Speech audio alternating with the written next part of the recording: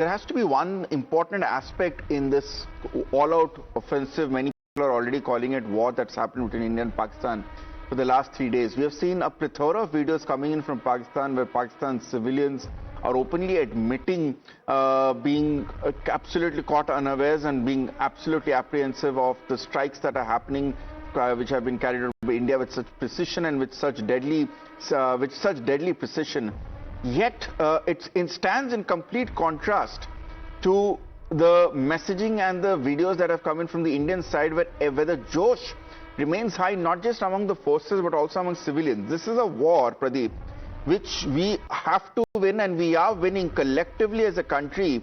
When the first visuals came in, of which we are showing right now, of drones being intercepted in Jammu, there was no mass scale panic, there was no confusion, there was no apprehension in the streets. There was this quiet sense of confidence that India's defense forces will protect its citizens, and its citizens did their part of not panicking, unlike what we have seen so far in the visuals coming in and the videos coming in from Pakistan.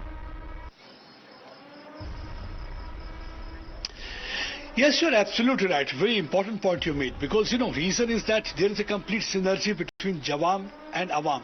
When there is a synergy between Jawan and Awam, and I don't think anybody can defeat that country. That's one of the reasons that the morale here is quite high. The morale of the troops is very high, and the people also have full faith in our security forces. The men in olive, they know that they are going to defend each and every inch of the country. Even for that, they have to give their life also, because they are ready to act like war on the border, ready to take bullets on their body, because this is an unwritten commitment of Indian soldier with the countrymen and the country, that at any cost they are going to see tricolor fluttering. I often say one thing: if you see the tricolor fluttering, it is not because of the blowing wind, it is because of the last breath of the soldiers standing there on the ground. And today also people of the country have full faith in the soldiers, and that's one of the reasons you must have seen that they are standing firmly with the soldiers. But that is not the case in Pakistan.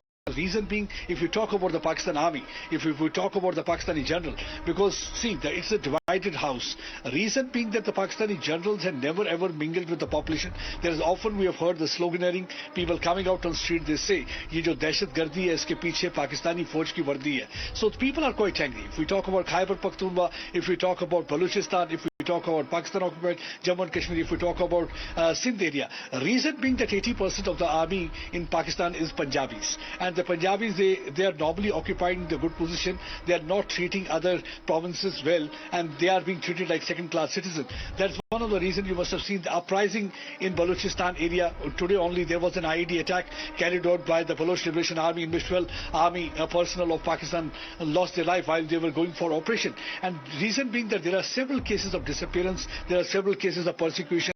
Their people are being targeted, women are being raped. So they have lost complete respect, they have lost their credibility. And one of the reasons that people are right now afraid, they feel that who is going to save them, because there is no Pakistani army. For days together, Pakistani General Asim Munir was nowhere visible. But now we have seen that one of his videos appeared where he is speaking more like a Maulana than like any general we're talking to, because he thinks that last resort to keep the flock together is to use religion. That is something what General Zia did, and that is what actually Muhammad Ali Jinnah did, because he realized that it is very difficult to keep all provinces together, because initially he also wanted to have a secular state.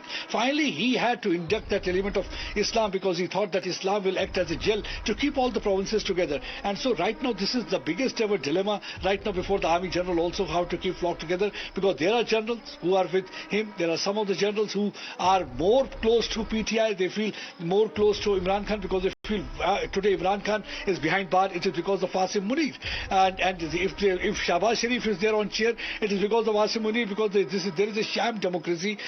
This man is not being elected by the people but selected by the general. And then there are some generals who are with the radical Islamist element. So it's very difficult to keep flock together in such a situation. You can very well understand what the people must be thinking. They're apprehensive, because they were not at all prepared for any kind of war. Absolutely. At this stage. And everybody know that what really happened in Pahalgam, why Asim Munir did it, because not that because he did something for the country, because he did it for the chair. And when here the soldier is fighting, he is fighting for the country, because the Indian army is the most apolitical army. That's what one has to understand. That's one of the reasons you will find that Josh, you will find that energy, you will find that everybody standing together, because you rightly said, at the end of the day, we have to win war. This is not